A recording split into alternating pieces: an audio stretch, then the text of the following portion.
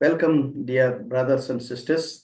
Hope you're all doing good, and thank you very much for your prayers. आप सभी प्रिय भाई बहनों का स्वागत है और हम विश्वास करते हैं कि आप प्रार्थना में होंगे और अच्छे होंगे। Please continue to pray for us, and we need the grace of God upon us to serve Him faithfully. और आप सबकी प्रार्थना की हमें जरूरत है ताकि हम अपने परमेश्वर की विश्वास योग्यता के साथ सेवा कर सकें।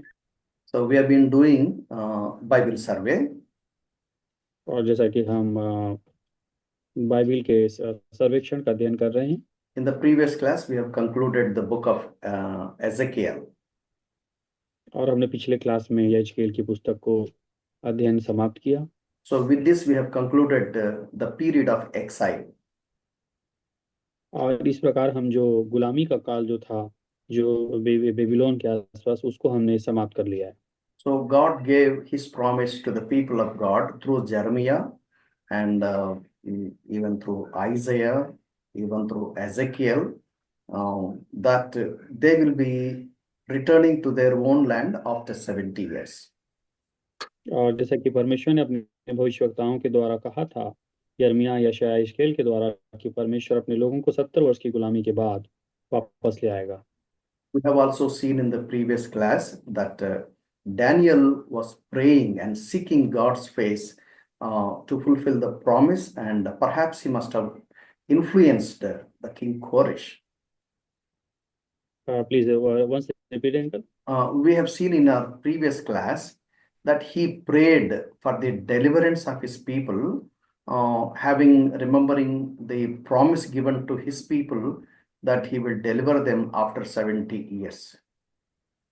और हमने देखा पिछले क्लास में कि किस प्रकार यहेजकेल ने अपने लोगों के लिए प्रार्थना किया, और उनके लोग जो गुलामी के वर्ष के बाद में उन्होंने स्मरण किया और उन्हें वायदा दिलाया, कि याद दिलाया कि परमेश्वर उन्हें छुड़ाएगा। Uh, if you have forgotten it, let me remind you. Let's turn to book of Daniel, chapter 9. और हम दानियेल की पुस्तक उसका 9 अध्याय निकाल सकते हैं। I'm reading from verse 1 onwards. In the first year of Darius, the son of Ahasuerus, of the lineage of Medes, who was made king over the realm of Chaldeans, in the first year of his reign, I, Daniel, understood by the books of the number of the years specified by the word of the Lord through Jeremiah, the prophet, that he would accomplish 70 years in the desolations of Jerusalem. Then I set my face towards the Lord God to make request my prayer and supplications with fasting, sackcloth and ashes. और दानियेल की किताब 9 अध्याय के पहले वचन से यहाँ लिखा है, मादी छेर्स का पुत्र दारा, जो कसदियों के देश पर राजा ठहराया गया था, उसके राज्य के पहले वर्ष में मुझे दानियेल ने शास्त्र के द्वारा समझ लिया कि यरूशलेम की उजड़ी हुई दशा यहोवा के उस वचन के अनुसार जो यिर्मयाह नबी के पास पहुंचा था, कुछ वर्षों के बीतने पर, अर्थात 70 वर्ष के बाद पूरी हो जाएगी। तब मैं अपना मुख प्रभु परमेश्वर की ओर करके गिड़गिड़ाहट के साथ प्रार्थना करने लगा और उपवास कर टाट पहन राख में बैठकर वरदान मांगने लगा। So we understand with this portion of this text that Daniel is well thorough with the scriptures. और इस वचन को पढ़ने से हमें ये पता चलता है कि दानियल जो है परमेश्वर के वचन से और उसकी योजना से भली भांति परिचित था। So Daniel was going through the scripture written through prophet Jeremiah, and he could realize that those 70 years are complete according to his promise to his people. और दानियल ने इस बात को समझा कि यिर्मयाह के द्वारा जो भविष्यवाणी की गई थी, उसके 70 वर्षों के बीतने के समय आ गया है। We also see, by name Koresh, by name Koresh, how God rebuilds his people and how God calls with a purpose and all that in book of Isaiah. और यशायाह की किताब में हम पढ़ते हैं कि किस प्रकार कोरेश के द्वारा फिर से उसके लोगों को पुनर्स्थापित किया गया था और उन्हें फिर से वापस संगठित किया गया था। So I believe maybe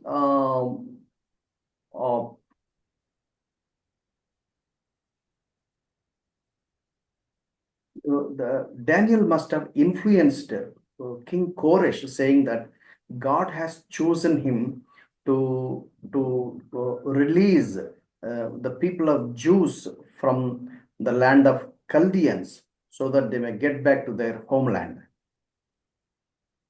और परमेश्वर ने राजा कोरेश को इसलिए चुना था कि वो यहूदियों को कल्दियों की जो गुलामी थी और उस गुलामी के क्षेत्र से उन्हें वापस छुड़ा ले जाए। So there are two exodus from Babylon. The first exodus under the leadership of Zerubbabel and Joshua. तो हम देखते हैं कि जो निर्गमन था इजराइलों का, उसको दो भाग में हम बांट सकते हैं। और पहला जो निर्गमन है वो यरूबाबेल, और second one uncle by which? The Zerubbabel was the governor and Joshua was the high priest. Under their leadership, and few people returned to their homeland. और ये जरुब्बाबेल के द्वारा, और जो यहोशू जो महायाजक था उसके द्वारा कुछ लोग जो हैं वो गुलामी से वापस आए। And then in the second Exodus under the leadership of Ezra. और जो दूसरा जो वापसी था इन गुलामी से लोगों को वापस आने के लिए एजरा ने सहायता किया था। So Ezra led the people of God from Babylon to Jerusalem, Judah, in the second trip.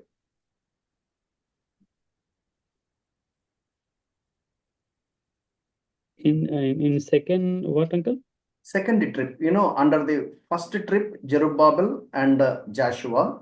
In the second Yes, trip, Ezra led few people. Okay. और जो दूसरा जो निर्गमन है, निर्गमन के दूसरे भाग में हम देखते हैं कि इजरायली लोग एजरा की अगुवाई में बेबीलोन से वापस यहूदा और यरूशलेम में वापस आए। So we understand the theme of Ezra under the leadership of Ezra in the second trip is to glorify the house of the Lord which is in Jerusalem. We find it in Ezra 7:27.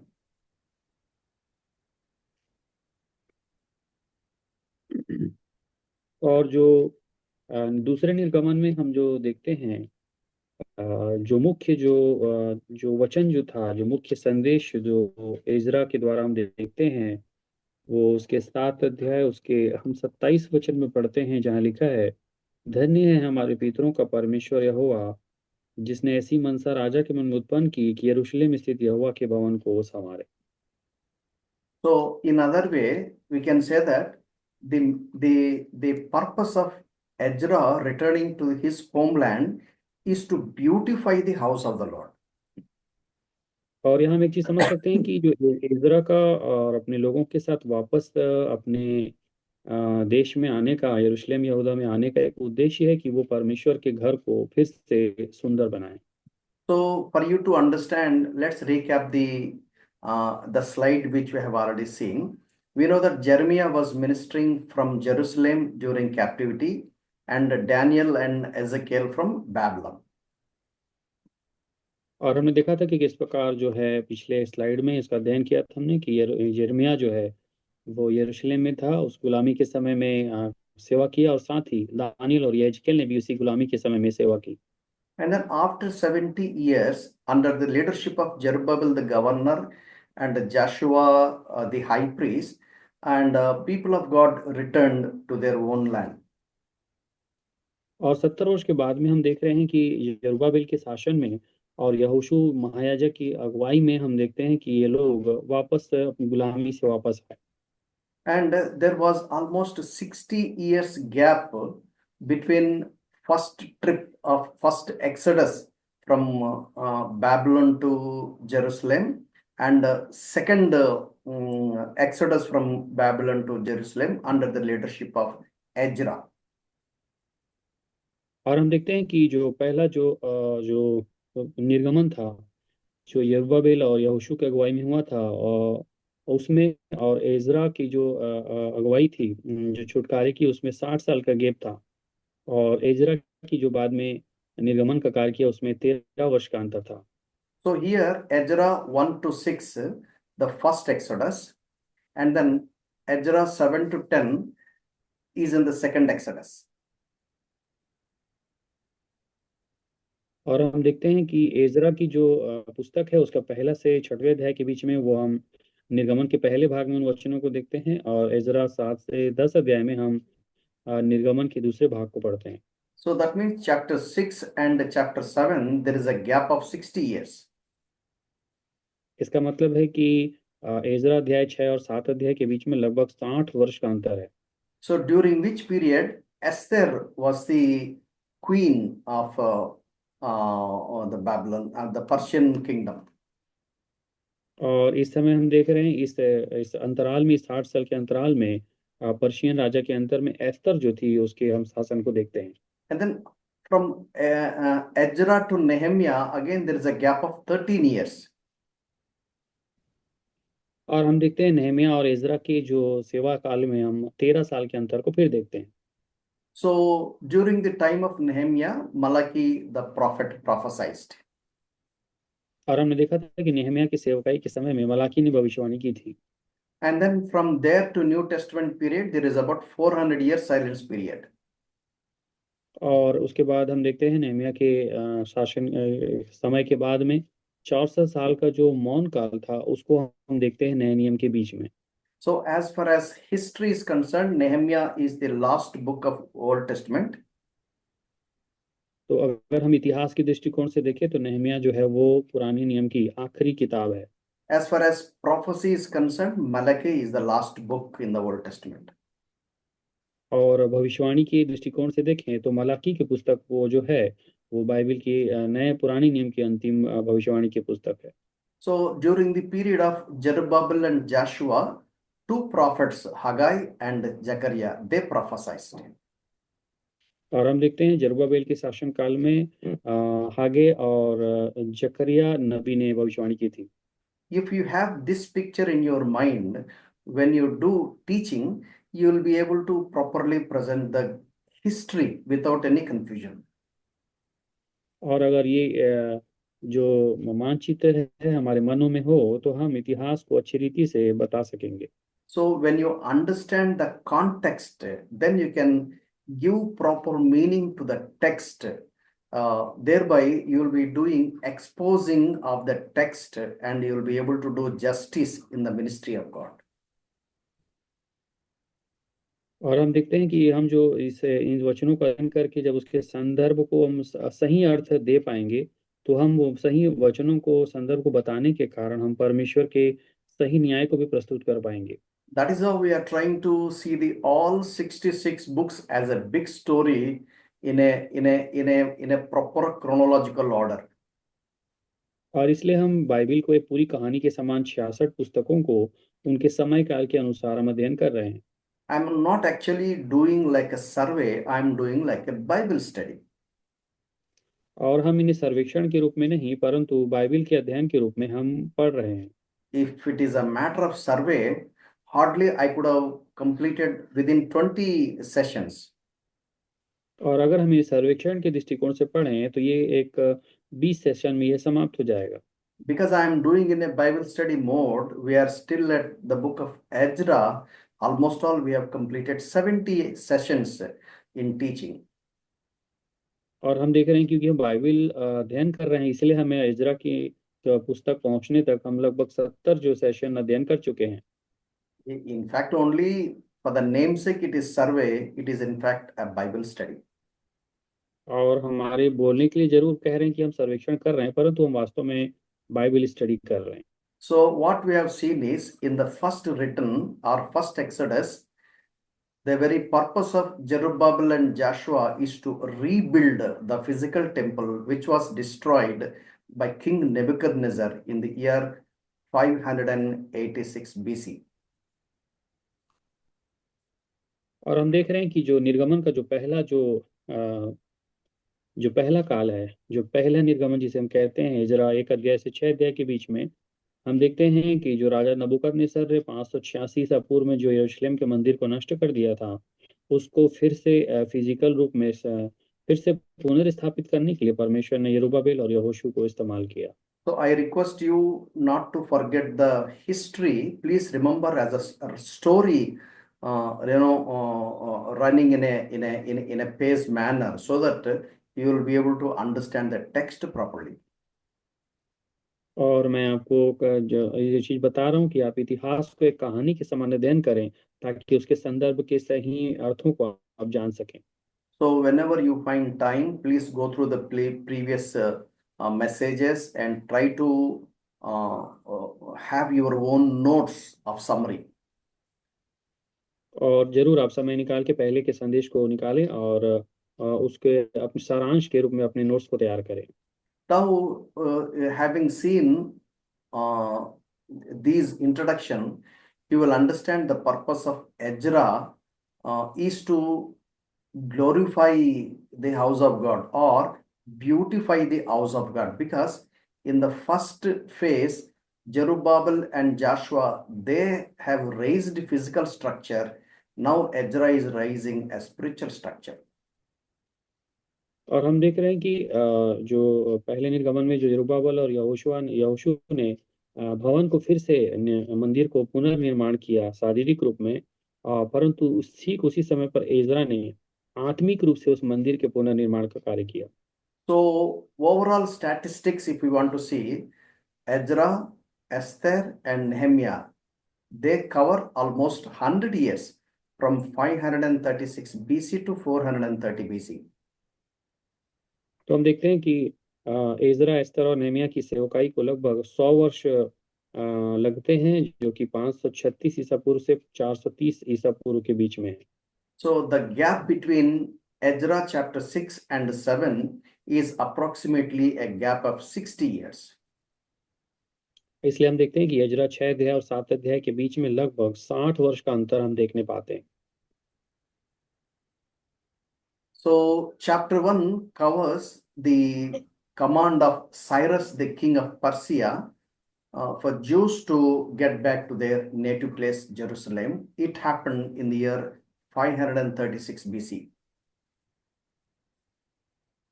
और हम यहाँ देखते हैं कि जो Ezra के पहले अध्याय में हम साइरस की आज्ञा को देखते हैं, जिसमें वो यहूदियों को वापस यरूशलेम में जाने की आज्ञा देते हैं, और वो 536 ईसा पूर्व इस घटना को हम देखते हैं।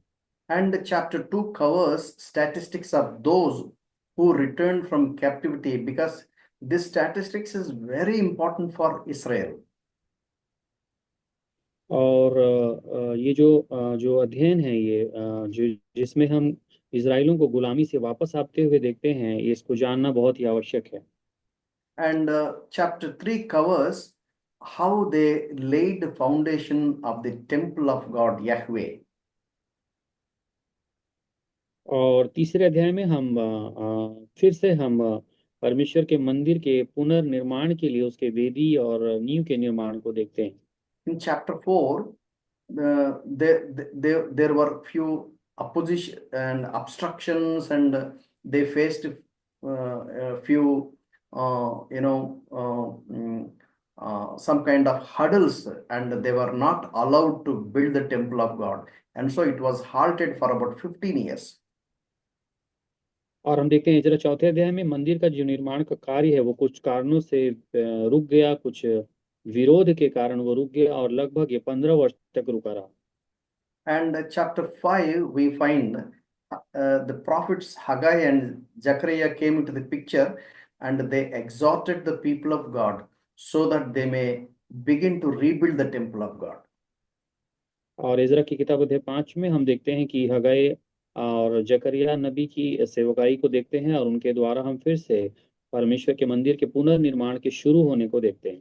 In chapter 6, the enemies of people of God corresponds to the King Darius, and then how King Darius replies to them, and there in that the King Darius permitted them to rebuild the temple of God.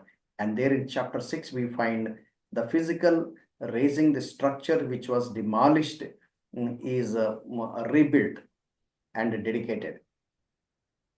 और हम देखते हैं कि जो राजा की जो आज्ञा पत्र की खोज इस अध्याय में 6वें अध्याय में लिखी है, और यहाँ पर हम फिर से राजा दारा के द्वारा उस अनुमति को हम पाते हुए देखते हैं जिसमें मंदिर को पुनः बनाने के लिए, निर्माण करने के लिए आज्ञा दी गई थी। So there is a gap of 60 years from chapter 6 to chapter 7, In the chapter 7, we find the history of Ezra. In chapter 7, we find Ezra was commanded by the king to go to Jerusalem. It was about 458 BC. और छठवें और सातवें अध्याय के बीच में हम 60 साल के अंतर को देखते हैं। उसके बाद सातवें अध्याय में हम देखते हैं कि परमेश्वर जो है इजरा को फिर से आज्ञा देते हैं कि वो वापस यरूशलेम में जाए। 558 ईसा पूर्व में ये घटना हम देखते हैं।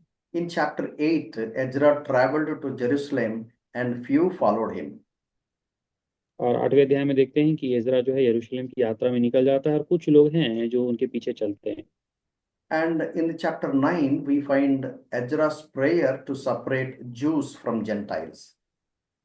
और इजरा की किताब अध्याय 9 में हम इजरा की प्रार्थना को देखते हैं, जो कि उन्हें यहूदियों और अन्य जातियों को अलग करने के लिए वो प्रार्थना को देखते हैं। In chapter 10, we find resolutions with God to sanctify themselves by the people of God. और इजरा की किताब अध्याय 10 में हम देखते हैं कि परमेश्वर के लोगों को पवित्रीकरण करने के लिए वहाँ पे कुछ समाधान किया गया, उसको हम देखते हैं। And we find the few kings in the Persian kingdom on 539 BC to 330, Cyrus, and this is the list, from which time to which time. Particularly what we need is the Zerubbabel and Joshua during the time of Cyrus, and this is called Second Temple was dedicated in 515 BC during Darius I, and Esther comes in between, as I told you earlier, during the King Ahasuerus. He is also called Xerxes I, 486 BC to 465 BC, and then Ezra and Nehemiah during this king's period, Artaxerxes I, 465 BC to 425 BC, and then later the last king was Xerxes II, 425 to 424 BC. और हम देखते हैं यहाँ पे Persian राज्य था, उस Persian राज्य को हम देखते हैं 539 ईसा पूर्व से 330 ईसा पूर्व तक की घटना को, जिसमें साइरस राजा का कार्यकाल 539 से 530 ईसा पूर्व था, जिस समय यरूबाबेल और यहोशू ने काम किया। उसके बाद हम देखते हैं दूसरी बार जब मंदिर को अर्पण किया गया 515 ईसा पूर्व में, उस समय दारा राजा जो था वो शासन काल में था 520 से 486 ईसा पूर्व में। उसके बाद एस्तर के शासन काल में हम देखते हैं 486 से 465 ईसा पूर्व में, जिस समय एक्जरस राजा जो प्रथम जो थे वे राजा राज्य कर रहे थे। और एजरा और नेहमिया के सेवकाई काल में हम देखते हैं अर्टरएक्सरस जो प्रथम राजा था वो 465 से 425 ईसा पूर्व में शासन किए, और एक्सरस जो द्वितीय राजा जो थे उन्होंने 425 से 424 ईसा पूर्व तक शासन किया। So this is the introduction about the book of Ezra. ये एजरा की किताब का एक परिचय है, उनका शुरुआती परिचय। So let us see a few more details. In chapter 1, we find Cyrus command to Jews to go back to Jerusalem in the year 536 BC. और इसमें हम देखते हैं पहले अध्याय एजरा में, जिसमें हम साइरस की आज्ञा को देखते हैं जो यहूदियों के लिए कहा गया था कि वो वापस यरूशलेम को चले जाएं। So about 50,000 people approximately returned from Babylon 536 BC under the leadership of Zerubbabel. He is also called Sheshbazzar. When we see chapter 1 verse 8, chapter 3 verse 2, and chapter 5 verses 15 and 16. और हम देखते हैं कि लगभग 50,000 लोग बेबीलोन से वापस यरूशलेम की ओर लौट आए, जो की घटना 536 ईसा पूर्व में थी। और ये जरूबाबेल, जिसे हम शेष बाजार भी कहते हैं, उसकी अगुवाई में हुआ, और जिसके बारे में हम 1 अध्याय के 8 वचन, 3 अध्याय का 2 वचन और 5 अध्याय के 15 और 16 में देखते हैं। So these are all the references of the promise of God through his prophets. We find the prophecies of Isaiah, approximately 739 BC to 681 BC. We find the text 44 verse 27 to 45 verse 1. And then through his prophet Jeremiah, 627 BC to 561 BC, in the chapter 25 verses 12 to 14, and the chapter 29 to was 10-1. 1-10. I think there is some error here. And then Daniel's contribution we find in chapter 9 verses 1-27, 539 BC to 536 BC. हम देखते हैं कि जो इजराइलों की वापस गुलामी से आने की जो भविष्यवाणी थी, जिसमें यहूदी लोग वापस यरूशलेम आ रहे थे, इसकी भविष्यवाणियां हम देखते हैं यशायाह ने की थी लगभग 739 से 681 वर्ष पूर्व बीसा पूर्व, जो कि हम यशायाह 44 अध्याय के 27 वचन से लेकर 45 अध्याय के 1 वचन तक देखते हैं। साथ ही यिर्मयाह ने भी इसकी भविष्यवाणी की थी 627 ईसा पूर्व से 561 ईसा पूर्व में। और इसके लिए हम इस अध्ययन को देखते हैं। ये वचन लिखा है यिर्मयाह 25 अध्याय के 12 से 14 में और 29 अध्याय के 1 से 10 में। और साथ ही दानियल की भी हम इस सहमति को देखते हैं, जो उन्होंने वापसी के लिए भविष्यवाणी की थी 9 अध्याय के 1 से 27 वचन के बीच में 539 से लेकर 536 ईसा पूर्व में। When we see the history, we find his story. और जब हम इतिहास को देखते हैं तो हम यहाँ पर परमेश्वर की कहानी को समझ पाते हैं। When we read history of the people of God, we understand that God is sovereign and God, was in full control in the lives of the people of God. और हम जब इतिहास को पढ़ते हैं तो हम देखते हैं कि परमेश्वर सार्वभौमिक परमेश्वर है और सर्वशक्तिमान है और सब कुछ उसके नियंत्रण में उसके समय पर होता है। So God categorically exhorts his people that if they obey, they will enjoy the blessings of God. If they disobey, definitely they will pay the punishment. और हम यह देखते हैं कि परमेश्वर स्पष्ट रीति से अपने लोगों को इस बात को प्रदर्शित कर देते हैं कि यदि वो आज्ञा मानेंगे तो उनको आशीष मिलेगी और यदि वो आज्ञा नहीं मानेंगे तो उन्हें दंड मिलेगा। I think you must have remembered when you see the prophecies, God was communicating to them that God will punish them in 3 ways.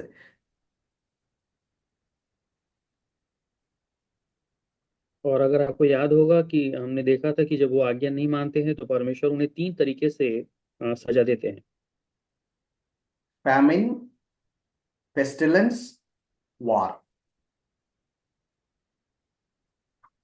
और उसमें हमने देखा था कि मरी के द्वारा और अकाल के द्वारा और युद्ध के द्वारा हम उन्हें सजा पाते हुए देखते हैं। Let me remind you, famine, pestilence, and sword means war. और हम यहाँ देखते हैं कि अकाल के द्वारा, मरी के द्वारा और युद्ध यानी तलवार के द्वारा हम परमेश्वर की दी हुई सजा को देखते हैं। It is God who handed over the people of God to their enemies when they disobey God, and God will teach them lessons. And we have seen that in categorically in the book of Judges, how there were cycles of 4 cycles we have seen very clearly. They disobey God, God punished और हम them, and they repented. God again sent the deliverance, and they came back to their land. और हम देखते हैं कि किस प्रकार जब लोग परमेश्वर के प्रति अनाज्ञाकारी होते हैं तो परमेश्वर उन्हें उनके शत्रुओं के वश में कर देते हैं। और इस घटना को हम सबसे अच्छे न्यायों की किताब में देखते हैं, जहाँ पे 4 चक्रों को हम देखते हैं। जब परमेश्वर के लोग अनाज्ञाकारी होते थे तो वे शत्रु के हाथ में चले जाते थे, और फिर जब वो परमेश्वर की दुहाई देते थे तो फिर उन्हें छुटकारा मिलता था। God not only punishes his people when they rebel against God, but God will definitely hear their prayer, and God will restore them, and God will rebuild them, and they will be able to regain what they have lost. और परमेश्वर न केवल विद्रोही होने पर लोगों को सजा देता है, परंतु उनकी प्रार्थनाओं को भी सुनता है और उन्हें पुनर्स्थापित होने की सामर्थ्य भी देता है। और साथ ही जो उन्होंने खो दिया है उसे वापस पाने के लिए भी वो परमेश्वर उन्हें सहायता करता है। Please remember how people of God were under the slavery of King Pharaoh in Egypt. और हमने देखा, आप देखे होंगे कि इस प्रकार परमेश्वर के लोग गुलामी में थे मिस्र में, और वो फिरौन के अधीन में काम कर रहे थे। And also remember how God executed his amazing power and strength and his,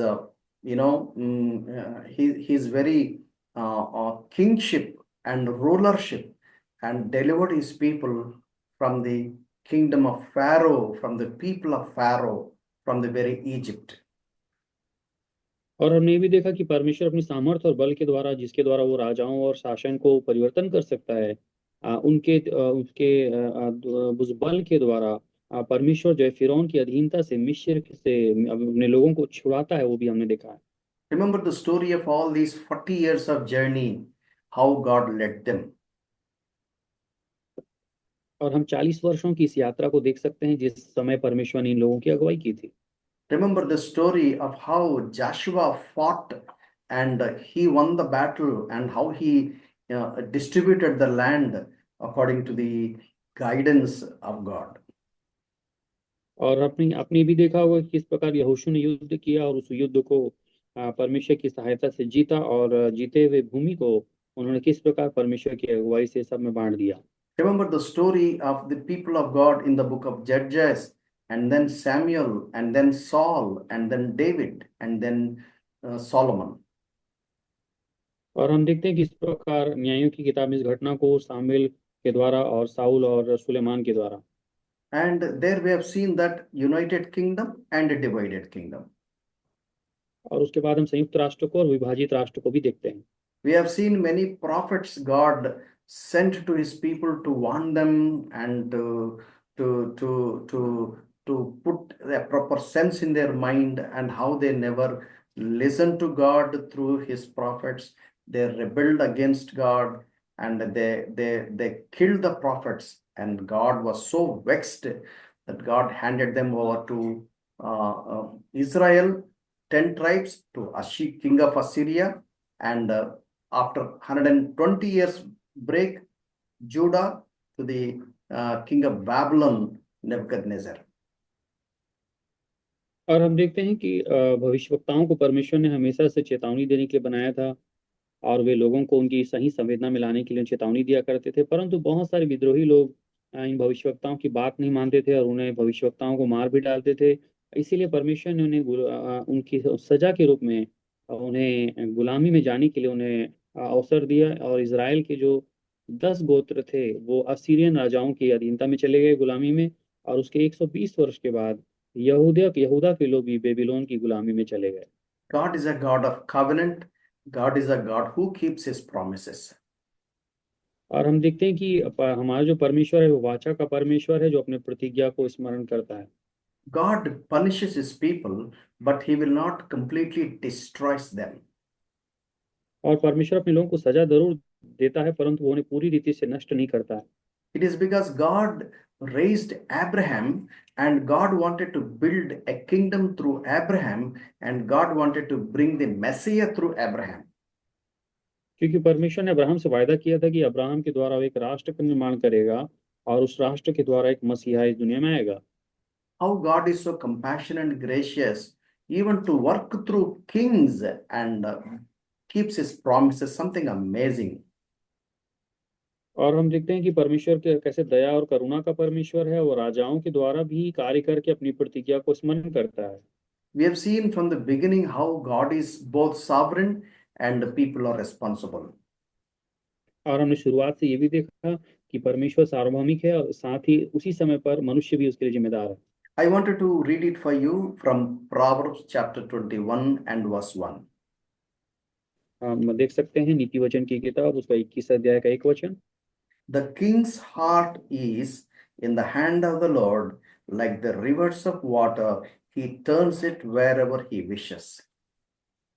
और नीति वचन 21 के 1 में लिखा है, राजा का मन नालियों के जल के समान यहोवा के हाथ में रहता है, जिधर वो चाहता है उधर उसको मोड़ देता है। According to the promise he gave through his prophets, see how God delivers his people. We will understand this very clearly if I read it for you from Ezra chapter 1 verse 1 onwards. और हम देखते हैं कि परमेश्वर कैसे अपनी प्रतिज्ञा को स्मरण रखता है, और वो राजाओं के द्वारा भी लोगों को छुड़ाता है। इसको हम इज़रा की किताब 1 अध्याय के 1 वचन से देख सकते हैं। Now in the first year of Cyrus, king of Persia, that the word of the Lord by the mouth of Jeremiah might be fulfilled, the Lord stirred up the spirit of Cyrus, king of Persia, so that he made a proclamation throughout all his kingdom, and also put it in writing, saying, Thus says King Cyrus, king of Persia, all the kingdoms of the earth the Lord God of heaven has given me, and he has commanded me to build him a house at Jerusalem, which is in Judah. Who is among you of all his people? May his God be with you, be with him, and let him go up to the Jerusalem, which is in Judah, and build the house of the Lord God of Israel. He is God, which is in Jerusalem. And whoever is left in any place where he dwells, let the men of his place help him with silver and gold, with goods and livestock, besides the freewill offerings for the house of the Lord, which is in Jerusalem. इजरा की किताब 1 अध्याय 1 से लेकर 4 वचन। फारस के राजा खुसरू के पहले वर्ष में यहोवा ने फारस के राजा खुसरू का मन उभारा कि यहोवा को जो वचन यिर्मयाह के मुंह से निकला था वह पूरा हो जाए। इसलिए उसने अपने समस्त राज्य में यह प्रचार करवाया और लिखवा भी दिया। फारस का राजा खुसरू यूं कहता है, स्वर्ग के परमेश्वर यहोवा ने पृथ्वी भर का राज्य मुझे दिया है, और उसने मुझे आज्ञा दी कि यहूदा के यरूशलेम में मेरा एक भवन बनवा। उसकी समस्त प्रजा के लोगों में से तुम्हारे मध्य जो कोई हो, उसका परमेश्वर उसके साथ रहे। वह यहूदा के यरूशलेम को जाकर इज़राइल के परमेश्वर यहोवा का भवन बनाए। जो यरूशलेम में है वही परमेश्वर है। और जो कोई किसी स्थान में रह गया हो, जहां वह रहता हो, उस स्थान के मनुष्य चांदी, सोना, धन, पशु देकर उसकी सहायता करें। इससे अधिक यरूशलेम स्थित परमेश्वर के भवन के लिए अपनी अपनी इच्छा से भी भेंट चढ़ाएं। So approximately 50,000 people returned from the first exodus from Babylon to Jerusalem under the leadership of Zerubbabel, as we have already seen. जैसा कि हमने देख लिया है, लगभग 50,000 लोग बेबीलोन की गुलामी से वापस यरूशलेम में आए और वो यरूबाबेल की अगुवाई में वापस आए। So this is what we see in Ezra chapter 1. ये हम देखते हैं घटना इजरा की किताब अध्याय 1 में। And then chapter 2, we find statistics of those who returned from captivity. And if you read chapter 2, verse 62, they searched among them genealogical registration, but they could not be located. So they were considered defiled and excluded from the priesthood. और हम देखते हैं इजरा की किताब अध्याय 2 में हम देखते हैं जितने भी लोग गुलामी से आए थे उनकी एक सूची यहूदियों की बनाई गई थी। उस सूची को हम देखते हैं और उसके 62 वचन को हम देखते हैं इजरा 2 अध्याय के। इन सबों ने अपनी अपनी वंशावली का पत्र औरों की वंशावली की पोथियों में ढूंढा, परंतु वे न मिले, इसलिए वे अशुद्ध ठहराकर याजक पद से निकाले गए। So they were so particular about their tribe and their forefathers and their line of genealogy, because they followed a particular pattern of doing ministry around the house of God and their individual responsibilities, which has been already fixed by King David. और हम देखते हैं कि जितने भी लोग थे जो अलग अलग गोत्र के थे, उनके पूर्वज थे और उनके वंश के एक निश्चित लोग थे। इसलिए और परमेश्वर ने अपने घर में उनकी सेवकाई को भी निर्धारित किया था कि कौन किस प्रकार की सेवा करेगा, जिसकी जिम्मेदारी दाऊद ने भी दी थी। इसलिए वहां पर उनकी सही खोजबीन होना और उनकी सूची बनाना जरूरी था। So in the chapter 2, we find the statistics of those who returned from captivity. इसलिए अध्याय 2 में हम लौटे हुए यहूदियों की सूची को बनाते हुए देखते हैं। So in the chapter 3, they laid foundation to the temple of Yahweh. और हम देखते हैं इज़रा की किताब अध्याय 3 में यहोवा परमेश्वर के मंदिर को फिर से पुनर्निर्माण करने के लिए वेदी और उसके नींव के निर्माण को हम देखते हैं। So in the chapter 3, let's read verses 1 to 3. And when the 7th month had come, and the children of Israel were in the cities, the people gathered together as one man to Jerusalem. Then Joshua, the son of Jozadak, and his brethren the priests, and Zerubbabel, the son of Shealtiel, his brethren, arose and built the altar of God of Israel to offer burnt offerings on it. as it is written in the law of Moses, the man of God, through fear had come upon them because of the people of those countries. They set the altar on its basis, and they offered burnt offerings on it to the Lord, both the morning and evening burnt offerings. Ezra की किताब अध्याय 3 वचन 1 से 3। जब 7वां महीना आया और Israeli अपने अपने नगर में बस गए, तो लोग यरूशलेम में एक मन होकर इकट्ठा हुए। तब योशादाक के पुत्र यीशु ने अपने भाई याजकों समेत और साल्तियेल के पुत्र जरुब्बाबेल ने अपने भाइयों समेत कमर बांधकर इजराइल के परमेश्वर यहोवा की वेदी को बनाया कि वह उस पर होम बलि चढ़ाएं, जैसा कि परमेश्वर के भक्त मूसा की व्यवस्था में लिखा है। तब उन्होंने वेदी को उसके स्थान पर खड़ा किया, क्योंकि उन्हें उस ओर के देशों के लोगों का भय रहा, और वे उस पर यहोवा के लिए होम बलि अर्थात प्रतिदिन सवेरे और सांझ के होम बलि चढ़ाने लगे। So it was happened in the year 536 BC and in the month of 7th. और ये जो घटना है ये लगभग 536 ईसा पूर्व 7वें महीने की घटना है। Please remember, when they started to rebuild the destroyed house of God, they began with the altar of God. और आप देखे होंगे कि जब उन्होंने परमेश्वर के मंदिर को पुनः निर्माण करना शुरू किया, तो उन्होंने सबसे पहले वेदी का निर्माण किया। They started offering their burnt offerings. और यहाँ इसे लिखा है कि उन्होंने वहां पर होम बलि चढ़ाने लगे। And then they started celebrating the feasts organized according to the structure of the calendar. और जिस प्रकार उनकी जो कैलेंडर थी, जो दिनांक थी, उसके अनुसार उन्होंने झोपड़ियों का जो पर्व है उसको उन्होंने माना था। So we have very clearly seen when we studied the book of Tabernacle, book of Exodus, from chapter 25 to chapter 40, we have seen the structure of tabernacle, that once we cross the one and only door, we first find the altar, the brazen altar, wherein sacrifices are offered. और हम जब हमने निर्गमन की किताब उसके 25 अध्याय से 40 अध्याय के बीच में तंबू के निर्माण के बारे में पढ़ा था, और तो वहाँ हमने देखा था कि जब से पहले दरवाजे से हम अंदर जाते हैं, तो वहाँ पर हमें पीतल की बनाई हुई वेदी मिलती है जिस पर होम बलि चढ़ाया जाता था। There in altar we find God face to face, and then that is a starting point to enter into the most holy place. और हम यहाँ देखते हैं कि महापवित्र स्थान में जहाँ पे परमेश्वर एक मनुष्य से आमना सामना करते थे, उसके प्रवेश स्थान में भी हम इसी प्रकार की होम बलि का एक वेदी को देखते हैं। So even after being, the house of God destroyed and demolished, there was no stone upon the other. When they started rebuilding, they began with the altar of God. और हम ये देखते हैं कि जबकि यरूशलेम का मंदिर पूरी रीति से नष्ट हो चुका है, उसके बाद भी हम देखते हैं कि इन लोगों ने जब उसे पूरा फिर से बनाना शुरू किया, तो यहाँ पर परमेश्वर की उस कार्य को पुनः निर्माण करने के लिए उन्होंने होम बलि की वेदी के द्वारा ही कार्य शुरू किया। So in the book of Leviticus, we found that there are 5 kinds of sacrifices. So there we find the first is, the sin offering, and then burnt offering. और हम जब लेवी व्यवस्था की किताब में जाते हैं तो हम 5 प्रकार के बलिदानों को देखते हैं, और पहले हम पाप बलि को देखते हैं और दूसरे में हम होम बलि को देखते हैं।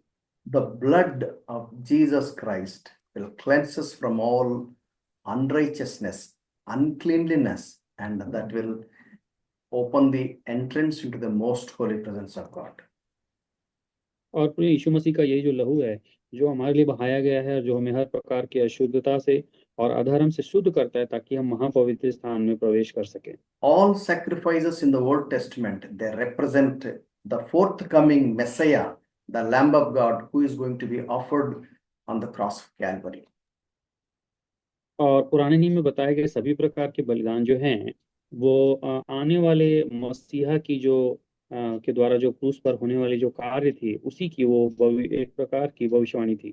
Even in our lives, many times, because of our foolishness or because of our stubbornness and because of our rebellious nature, we destroy our life and we destroy our fellowships and we destroy our spiritual life. When we rebuild, it should again build with the altar of God. Please remember that. और प्रियो, हम देखते हैं कि हमारे जीवन में जब भी हमारे आत्मिक जीवन नष्ट हो जाता है, हमारे जीवन खराब हो जाता है, हमारी संगति परमेश्वर से दूर हो जाती है, और जब भी हम इसे फिर से वापस सही करने की कोशिश करते हैं, तो हमें अपने वेदी के पुनर्निर्माण से इसे शुरू करना पड़ता है।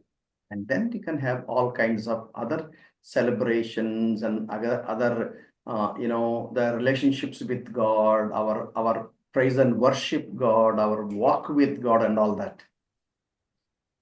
और इसके बाद हम देखते हैं कि हमारे जो पर्व हम मनाते हैं वो आता है, और परमेश्वर के साथ हमारा सही संबंध की बातें आती है, आराधना स्तुति की बातें आती है, इसके आगे वो सब आता है।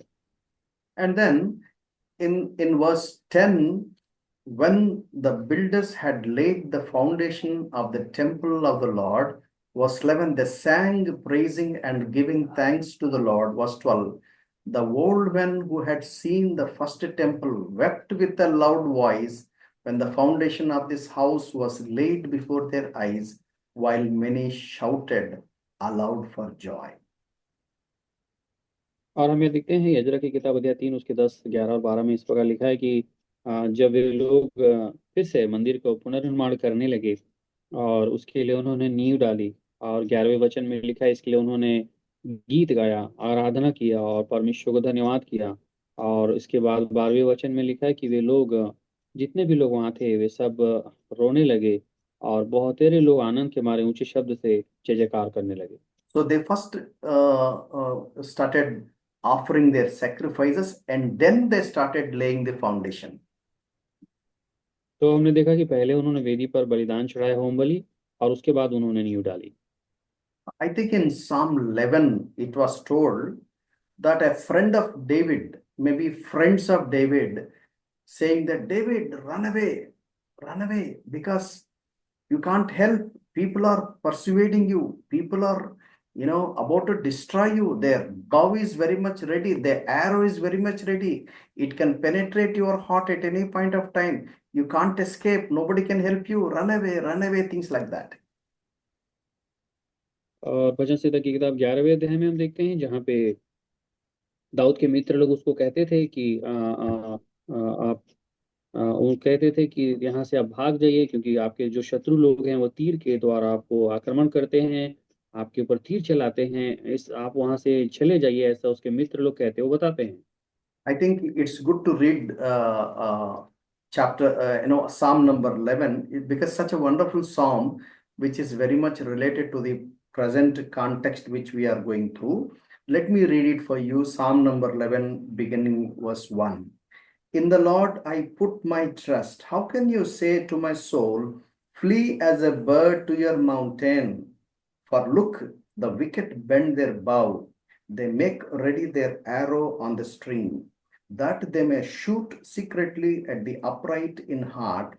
If the foundations are destroyed, what can the righteous do?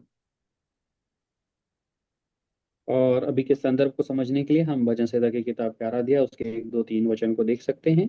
मेरा भरोसा परमेश्वर पर है, तुम कैसे मेरे प्राण से कह सकते हो, पक्षी के समान अपने पहाड़ पर उड़ जा। क्योंकि देखो, दुष्ट अपने धनुष चढ़ाते हैं और अपने तीर धनुष की डोरी पर रखते हैं, कि सीधे मन वालों पर अंधियारे में तीर चलाएं। यदि नींवें ढा दी जाएं तो धर्मी क्या कर सकता है। The psalmist wonderfully answers them. You know what he says from verse 4 onwards? और ये भजन संहिता में कितना सुंदर उत्तर जो है हम देखते हैं, चौथे वचन से लिखा है। The Lord is in his holy temple. The Lord's throne is in heaven. His eyes behold, his eyelids test the sons of men. The Lord tests the righteous, but the wicked and the one who loves violence his soul hates. Upon the wicked he will rain coals, fire and brimstone, and a burning wind shall be the portion of their cup. For the Lord is righteous, he loves righteousness. His countenance behold the upright.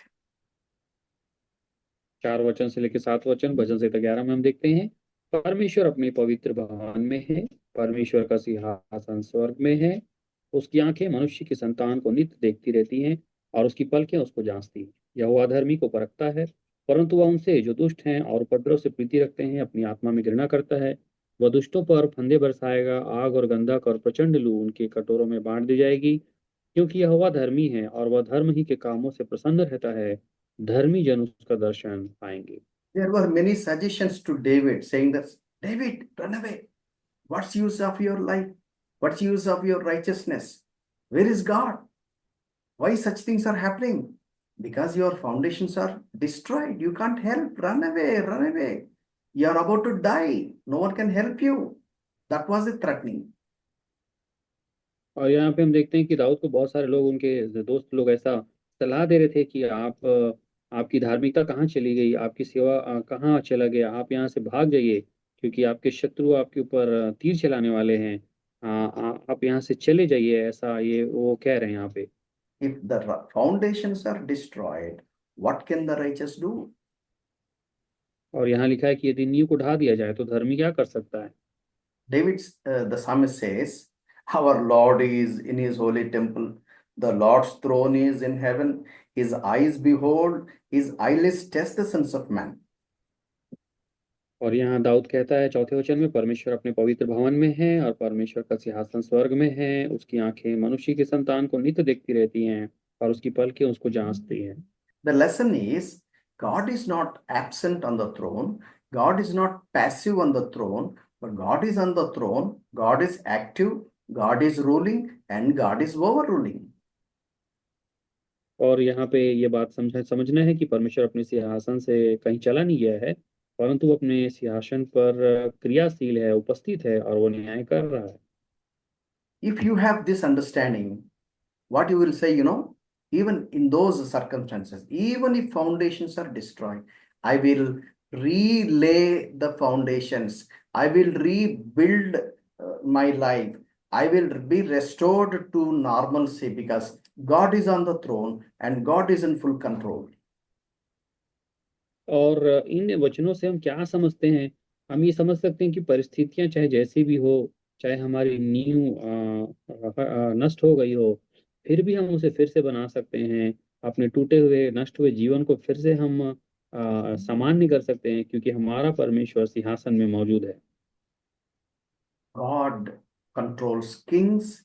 God controls the circumstances. God is in full control. God navigates our lives and God navigates our things, and things won't happen out of fortune or out of unfortune. It is God who is in full control. Please remember that point. और हम देखते हैं प्रियो कि राजा हैं और परिस्थितियां हैं और ये सब कुछ परमेश्वर के नियंत्रण में है, क्योंकि परमेश्वर नियंत्रण में है। और हमारा जीवन और वस्तु और जो भी कुछ होता है, उसमें चाहे कोई चीजें शुभ हो रही है अशुभ हो रही है, वो सब परमेश्वर के हाथों में है। In Matthew's Gospel, chapter 10, the Lord says, even our hair is counted. और मत्ती के सुसमाचार में आप जाएंगे तो वहाँ ये भी लिखा है कि तुम्हारे सिर के बाल भी गिने हुए हैं।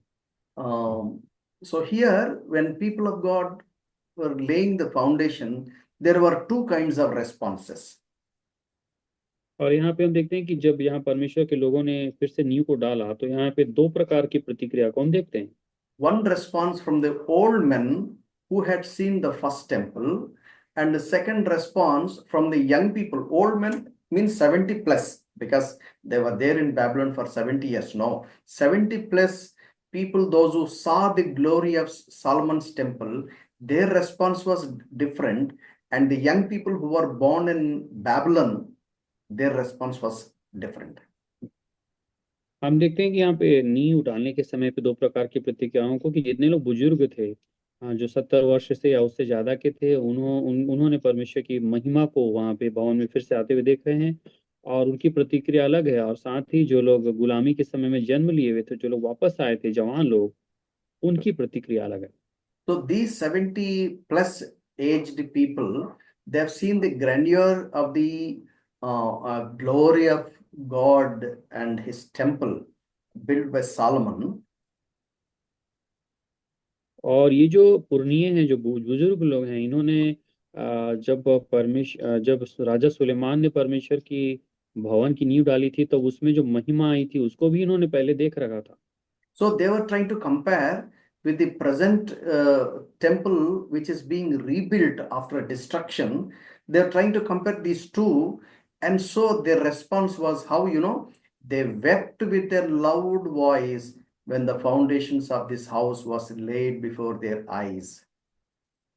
और हम देखते हैं कि ये जो पुरनिये लोग जो थे, जो बूढ़े लोग थे, ये लोग अभी जो मंदिर की नींव डाल रही थी उसको, और सुलेमान के द्वारा जो पहले जो महिमा के साथ में नींव डाली गई थी, उन दोनों को ये लोग तुलना कर रहे थे। और उन दोनों समयों को उन्होंने देख रखा था, इसलिए उन्होंने उनके जीवन में इस घटना को देखकर बहुत ही एक वेदना हुई, और वे सब चिल्लाने लगे और फूट फूट के रोने लगे। So the young people who were born in the Babylon during these 70 years, they were only listening to the stories narrated by their parents, how they have seen their earlier the temple of God built by Solomon and all that. They were only listening to them. Now they are seeing with their own eyes. Now their response is different. They were shouting aloud for joy. और जितने लोग 70 वर्ष की गुलामी में जो नए जन्म लिए हुए जवान थे, जो लोग केवल कहानियों के माध्यम से सुने थे कि किस प्रकार सुलेमान का मंदिर नष्ट हो गया था और किस प्रकार गुलामी में हम गए थे, ये मंदिर के निर्माण की सारी घटनाओं को उन्होंने केवल कहानियों में सुना था। और ये जवान लोग आज वापस इस मंदिर के पुनर्निर्माण को देख रहे हैं, और इनकी प्रतिक्रिया ये थी कि आनंद के मारे ये लोग जय जयकार कर रहे थे। And verse 13, the people could not distinguish the sound of the shout of joy from the sound of the weeping of the people, because the people were shouting with a loud shout, and the sound was heard far away. और 13 वचन में इसलिए लिखा है, इसलिए लोग आनंद की जय जयकार का शब्द और लोगों के रोने के शब्द से अलग पहचान न सके, क्योंकि लोग ऊंचे शब्द से जय जयकार कर रहे थे और वो शब्द दूर तक सुनाई देता था। Anyway, young people with all their vigor and strength, their shout is little different from the old people, their cry, their feeble cry, and that cry is filled with different emotions. It's mixture of joy and sorrow. और हम यह देख रहे हैं कि जो जवान जो थे वे लोग खुशी से भरे हुए थे, और उनके चिल्लाने की आवाज़, जय जयकार की आवाज़ बहुत ज़्यादा थी। और जितने पुरनिये थे वे, उनके रोने की आवाज़ बहुत धीमी थी, उसमें बहुत सारी भावनाएं थी, उसमें खुशी भी था और उसमें आंसू भी था। If you can imagine those 70 plus old people who saw the glory of the earlier temple, they must have been repenting, Lord, it is because of our foolishness, it is because of our rebelliousness, it is because of our disobedience. You caused us to go to Babylon. You have handed us over to the enemy.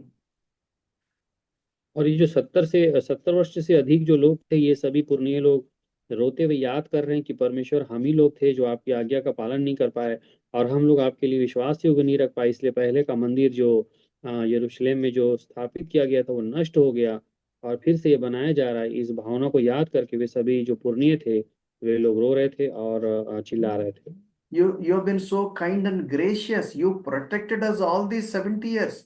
You have nourished us, you have cherished us, you fed us with heavenly manna, and you enabled us to get back to our own land. Now we are able to see that the temple which was destroyed is being raised again. That was the different emotions mixed when they were crying aloud, when they were weeping aloud.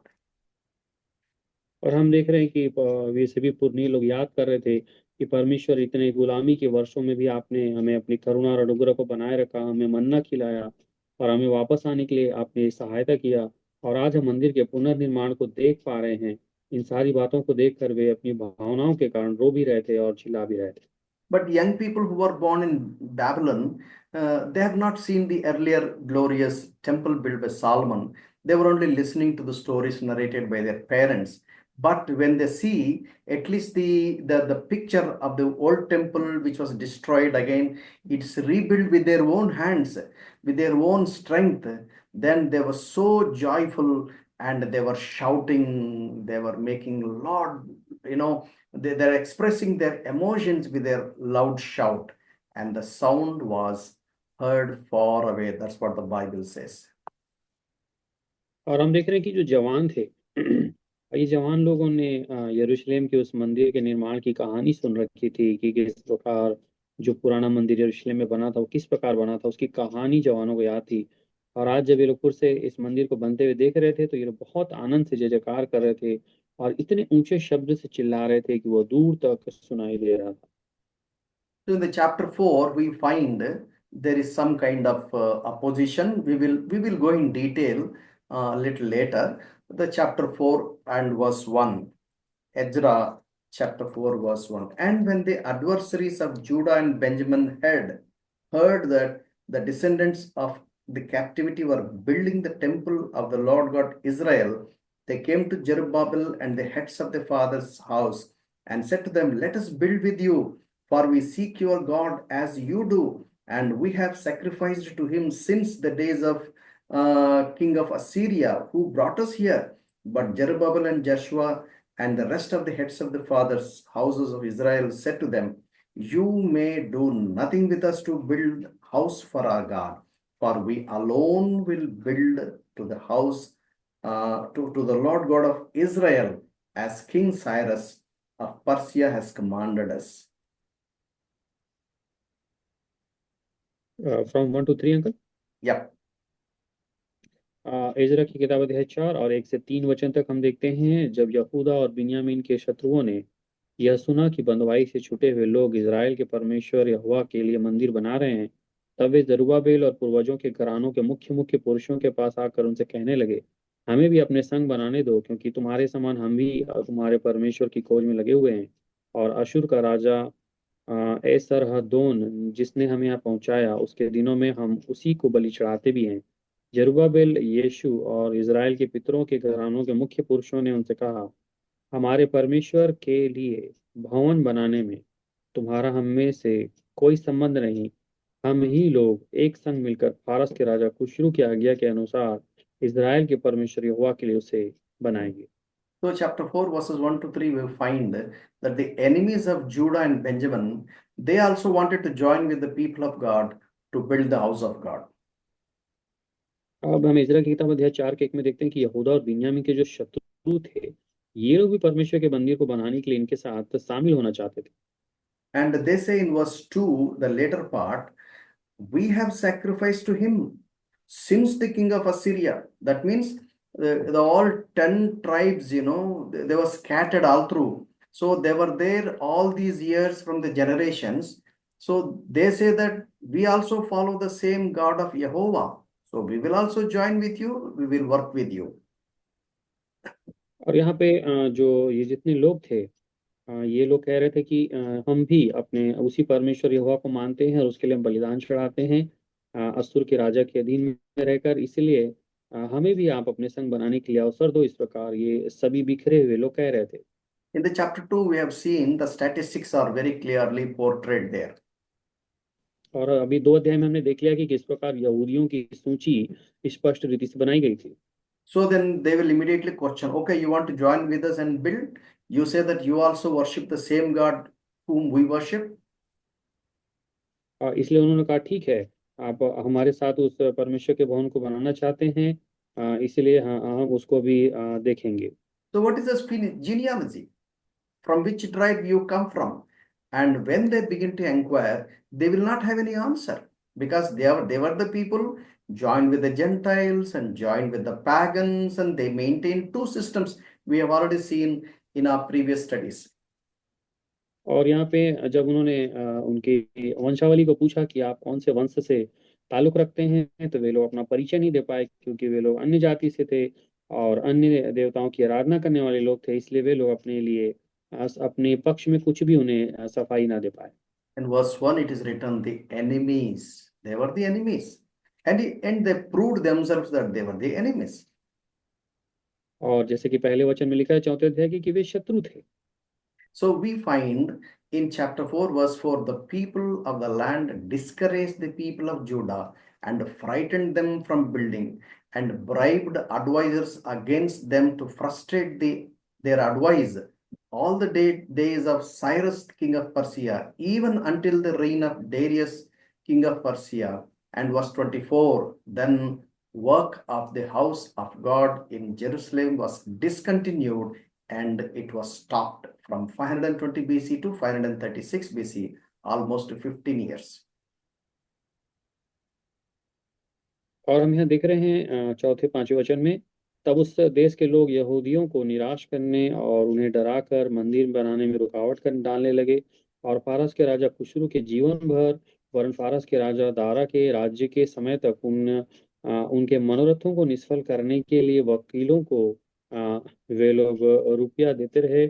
और देख रहे हैं कि तब तक परमेश्वर के भवन का काम जो यरूशलेम में है रुक गया, और फारस के राजा दारा के राज्य के दूसरे वर्ष तक रुका रहा, अर्थात 520 से 536 ईसा पूर्व तक ये काम रुका रहा। We will have opposition. When we keep building the house of God, we will have opposition. And so much so that they will influence the authorities, and ultimately it appears as if God is not with us, and the temple and the building the temple will be stopped. और हम यह देखते हैं कि यहाँ शत्रु लोग वहाँ इकट्ठा हो गए, और ये लोग उनके मंदिर के बनाने में रुकावट करने लगे। और इसलिए यहाँ पे लिखा है कि परमेश्वर के भवन का काम जो यरूशलेम में चल रहा था ये रुक गया। And chapter 5, we find the prophets Haggai and Zechariah swings into action, and they exhort the people of God, and they encourage them to rebuild the temple of God. पांचवें अध्याय में हम देखते हैं कि हग्गै नामक नबी और जकरिया नबी जो हैं यहाँ पे काम करने लगे। और ये नबी ने फिर से उन्होंने नबूवत करके वहाँ के लोगों को उत्साहित किया, और वो फिर से उनकी अगुवाई में यरूशलेम के मंदिर को बनाने के लिए आगे आए। In the chapter 5, verse 2, then Zerubbabel the son of Shealtiel and Joshua the son of Zozadak rose up and began to rebuild the house of God. We find all the details from chapter 5, verse 6 to the end of the chapter. और अध्याय 5 वचन 2 से आगे तक हम उसके पूरे विवरण को देखते हैं। तब सालतियेल का पुत्र जरुब्बाबेल और योशादाक का पुत्र यीशु कमर बांधकर परमेश्वर के भवन को जो यरूशलेम में बनाने लगे, और परमेश्वर के वे नबी उनका साथ देते रहे। Then enemies of Benjamin and Judah, they wrote a letter to Darius, and we find it in the chapter 5. And there in the chapter 6, the king Darius replied them, and they gave clear-cut permission to them to rebuild the temple of God. और हम यहाँ देखते हैं कि जो यहूदा और बिन्यामीन के जो शत्रु थे, उन्होंने राजा दारा को खत लिखा कि ये उसमें रुकावट कर दें। परंतु छठवें अध्याय में हम देखते हैं कि राजा जो दारा है वो फिर से अपने आदेश में लिखते हैं कि आप मंदिर के निर्माण को फिर से शुरू करें। Chapter 6, verses 1 to 12, we find King Darius, how what are all the things he explained in his decree. And verse 7, let the governor of the Jews and the elders of the Jews rebuild that house of God on its site. It was in 520 BC.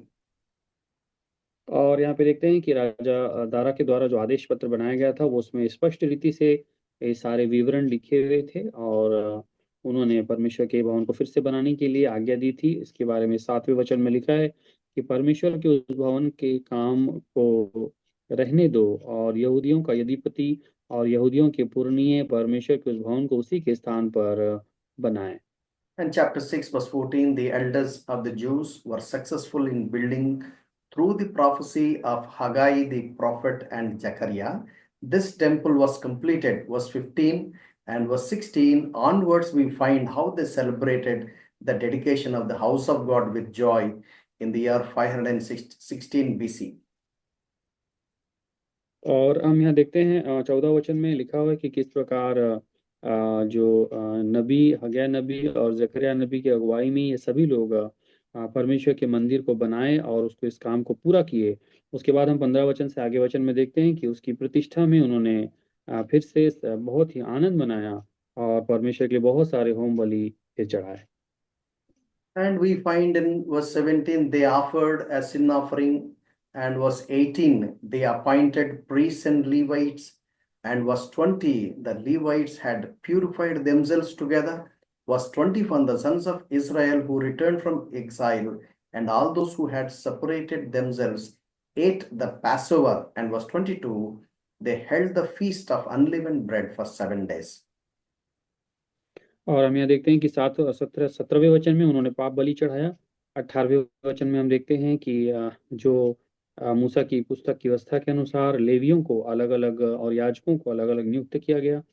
20वें वचन में हम देखते हैं कि levy और याजकों ने अपने आप को परमेश्वर की सेवा के लिए फिर से शुद्ध किया। और 21 वचन में हम देखते हैं कि जो भी बंधुआई से लौटे हुए इजरायली थे, अन्य जो देश से आए थे, उन्होंने अशुद्धता से अलग होकर परमेश्वर के यहोवा की खोज की और उन सबके साथ में उन्होंने भोजन किया। और 22 वचन में लिखा है, वे लोग अख़मीरी रोटी के पर्व को 7 दिन तक आनंद से मनाते रहे। And anyway, we will see in the next class how the prophet Haggai did his ministry. And if it is possible, we will see Zacharias, or else we will see a little later. And you remember this particular picture, you'll be able to understand much better. और आगे की classes में हम आगे की जो नबी थे उनकी सेवकाई के बारे में आगे हम देखेंगे। So, hope God has been speaking to us, and let us pray. आशा करते हैं कि परमेश्वर ने हमसे बात किया। आइए हम प्रार्थना करें। And the word of God is such an amazing word, although it is history, but God speaks to us even through the history. और परमेश्वर का जो वचन है इसको हम इतिहास के रूप में पढ़ रहे हैं, फिर भी परमेश्वर का वचन कितना सामर्थी है जो हमसे बात करता है। So may I request Brother Arvind Suryavanshi to kindly pray and pronounce benediction. ये हमारे सर्वव्यापी ईश्वर शक्तिमान जीवित पिता परमेश्वर यहोवा बाप, हम धन्यवाद दे रहे हैं प्रभु जी आपके पवित्र वचन के लिए, जो आपने बाइबल में क्रम के अनुसार रखकर आप हमारे साथ बातें कर रहे हैं। आज के बाइबल स्टडी के लिए भी हम आभारी हैं। एजरा की पुस्तक के द्वारा हमने बहुत कुछ बातें प्रभु जी देखी। ये बात सच है प्रभु जी, यहूदा इस्राएल ने जब आपके हृदय को दुखी किया, आपसे दूर गए, आपने उन्हें बेबीलोन में प्रभु जी ले गए। लेकिन बाप यिर्मयाह की भविष्यवाणी के अनुसार उनके 70 वर्ष पूरे होने पर फिर से आपकी महाकरुणा उनके ऊपर प्रकट किया। और हम देखते हैं प्रभु जी कैसे कैसे बाप इजराइल लोग वापस प्रभु जी बेबीलोन से आकर किस तरह से प्रभु जी आपके के समय में बाप बनाने में, आपको सरेंडर होने में, अपने गुनाह को कबूल करने में, बाप जो आपने आपको आपके सामने सरेंडर करने में आपने जो उन्हें मन दिया, ये बात सच है प्रभु जी, बाइबल इतिहास के रूप में जरूर देख रही हैं। लेकिन बाप हम उसमें देखते हैं हमारा परमेश्वर का अनुग्रह, परमेश्वर का सामर्थ जो उसके लोगों के ऊपर किस रीति से प्रकट होता है। ये बात सच है, जब लोग नम्र और दीन बनते हैं, आपको ढूंढते हैं, आपकी इच्छा जानते हैं, उसके ऊपर आपकी करुणा करते हैं।